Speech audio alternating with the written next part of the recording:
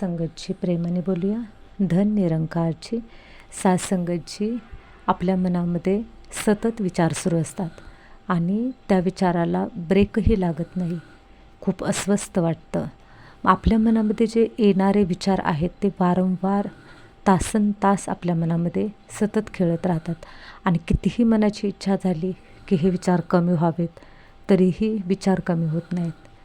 हे सगळं असं का असतं किंवा हे मनामध्ये येणारे जे विचार आहेत ते विचार कसे थांबवावेत, तर याबद्दल चिंतन करूयात. तर बघा,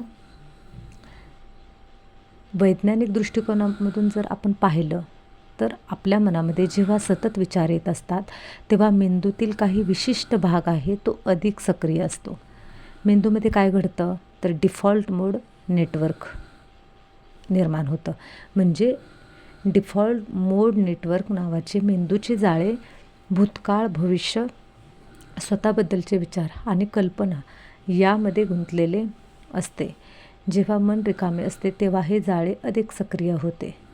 बघा, जेव्हा आपल्या मनामध्ये विचार सुरू असतात त्यावेळी मेंदूचे जाळे भूतकाळ, भविष्य, स्वतःबद्दलचे विचार आणि कल्पना यामध्ये गुंतलेले असते. जेव्हा मन रिकामे असते तेव्हा हे जाळे अधिक सक्रिय होते. ताण किंवा चिंता वाढल्यास शरीरामध्ये कार्टिसोलसारखा ताण संबंधित हार्मोन्स वाढू शकतात. जेव्हा आपण खूप विचार करतो तेव्हा आपल्या मनामध्ये ताण आणि चिंता निर्माण होते आणि जेव्हा ताण आणि चिंता निर्माण होते त्यावेळेस कार्टिसोल नावाचा जो हार्मोन्स आहे की जो आपल्या शरीरामध्ये अजून ताण वाढवतो तो निर्माण होतो. त्यामुळे लक्ष केंद्रित करणे कठीण होणे, म्हणजे आपण एकाग्रता आपली साधली जात नाही. जेव्हा बघा आपण टेन्शनमध्ये असतो, खूप सारे विचार असतात, त्यावेळी गाडी चालवतानाही कॉन्सन्ट्रेशन होत नाही, अभ्यास करतानाही कॉन्सन्ट्रेशन होत नाही, स्वयंपाक करतानाही कॉन्सन्ट्रेशन होत नाही. तर हे कशामुळे होते तर आपण जास्त विचार करतो आणि आपल्या शरीरामध्ये मेंदूमध्ये कार्टिसोल निर्माण झालेलं असतं. त्यामुळे लक्ष केंद्रित करणे कठीण होते. थकवा जाणवणे, झोपेचा त्रास होणे किंवा विचारांचे चक्र सुरू राहणे अशा गोष्टी होऊ शकतात. मग जेव्हा आपण ध्यान करतो, नामस्मरण करतो किंवा श्वसनाचा सतत सराव केल्यावर काय बदल घडतात ते आपण पाहूयात. संशोधनानुसार नियमित ध्यान किंवा सजग श्वसनामुळे DMNची अतिसक्रियता कमी होऊ शकते. म्हणजे विचारांचे जे जाळे आपल्या मनामध्ये निर्माण झालेले असते मेंदूमध्ये ते जाळे कमी होते. लक्ष आणि निर्णय क्षमता याच्याशी संबंधित मेंदूचे भाग अधिक कार्यक्षम होऊ शकतात. ताणाची पातळी कमी होण्यास मदत होते. हृदयगती आणि श्वास अधिक स्थिर होऊ शकतात. झोप आणि भावनिक संतुलन सुधारू शकते. प्रत्येकाला हा प्रश्न पडतो की मग आपल्या मनामध्ये जे येणारे विचार आहेत ते विचार थांबतात का? तर बघा, विचार आपल्या मनामध्ये सतत येतच राहतात. तर आपल्या मनामध्ये असलेले पूर्ण विचार थांबत नाहीत. फक्त आपल्या मनामध्ये असलेले विचार हे कमी होऊ शकतात. मेंदूचे कामच आहे विचार निर्माण करणे, परंतु सरावामुळे विचारांची संख्या किंवा तीव्रता कमी होण्यापेक्षा विचारांमध्ये वाहवत जाण्याची प्रवृत्ती कमी होते. म्हणजे विचार येतात पण ते मनावर पूर्वीसारखे नियंत्रण ठेवत नाहीत. याची तुलना आकाश आणि ढगांशी करता येते. बघा, विचार हे ढगांच्या स्वरूपामध्ये आपण पाहूयात आणि आपली जाणीव म्हणजे हे आकाश. आपल्या जाणीवेमध्ये विचार येत असतात, जात असतात, येत असतात, जात असतात. जसे की आकाशामध्ये ढग येतात जातात, येतात जातात.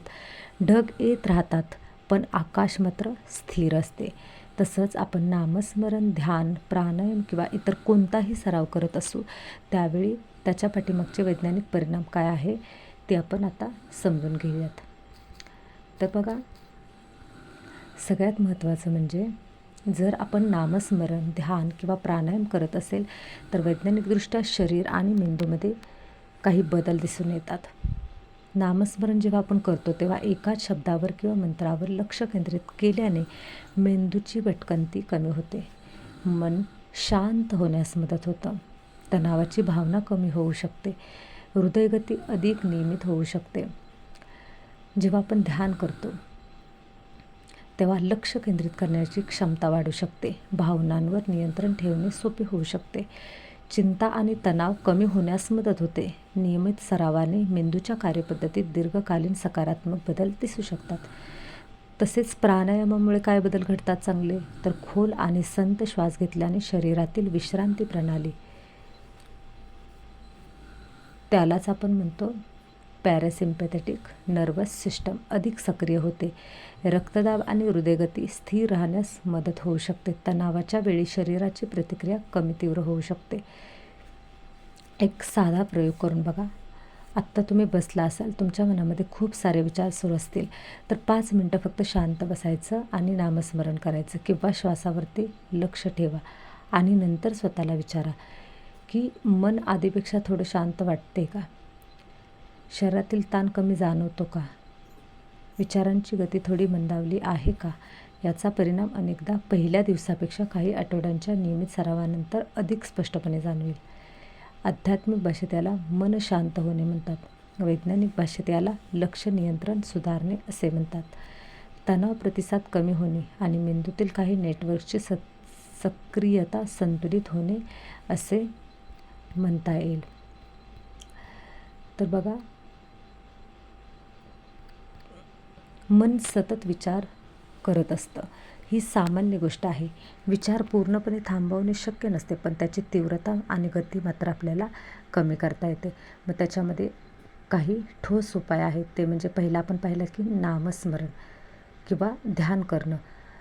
दररोज आपण सकाळी 10 ते 15 मिनटे एखाद्या मंत्राचे किंवा ईश्वराच्या नावाचे किंवा श्वासाचे निरीक्षण करायचे आहे.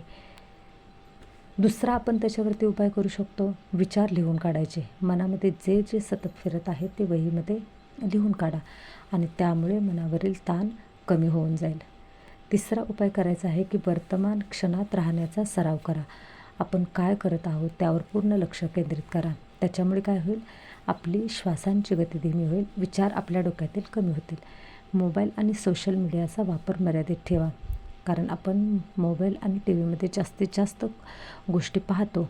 जास्त माहितीमुळे मन अधिक अस्वस्थ होऊन जाते. शारीरिक हालचाल करा, चालणे, योग, प्राणायाम यामुळे मन शांत होते.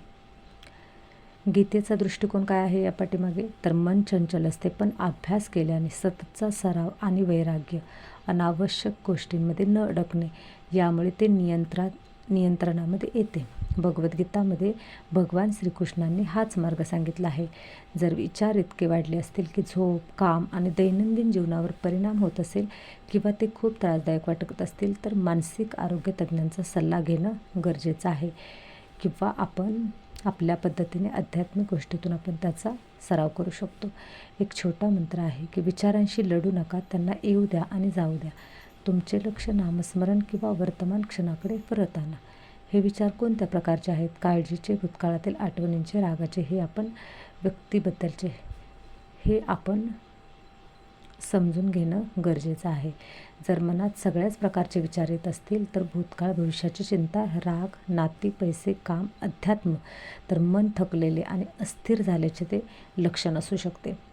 अशा वेळी काय करायचं, सकाळी उठल्यावर 10-15 मिनटे शांत बसून नामस्मरण करायचं किंवा दिवसातून किमान 20 ते 30 मिनटे चालण्याचा किंवा व्यायामाचा वेळ ठेवायचा. रात्री झोपण्याच्या 1 तास आधी मोबाईल बाजूला ठेवायचा.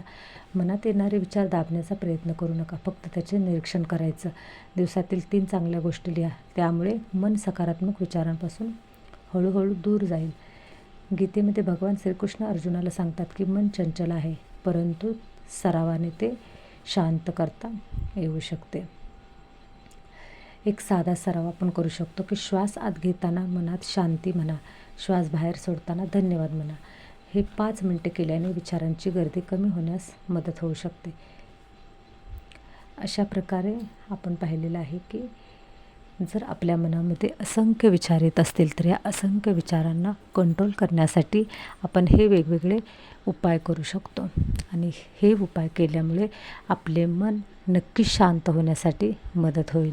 आणि मनाला शांत करण्यासाठी बऱ्याच जणांना असा प्रश्न पडतो की मेडिटेशन करायचं म्हणजे नक्की काय करायचं. मेडिटेशनमध्ये आपण सुरुवातीला श्वासावरती लक्ष केंद्रित करू शकतो. येणारा जाणारा जो श्वास आहे त्याच्याकडे पाहायचं आणि तो श्वास कसा आत येतो, तो श्वास कसा बाहेर जातो याचं निरीक्षण करायचं. आणि मग त्याच्यातूनच आपल्याला हळूहळू आपलं मन शांत व्हायला मदत होईल.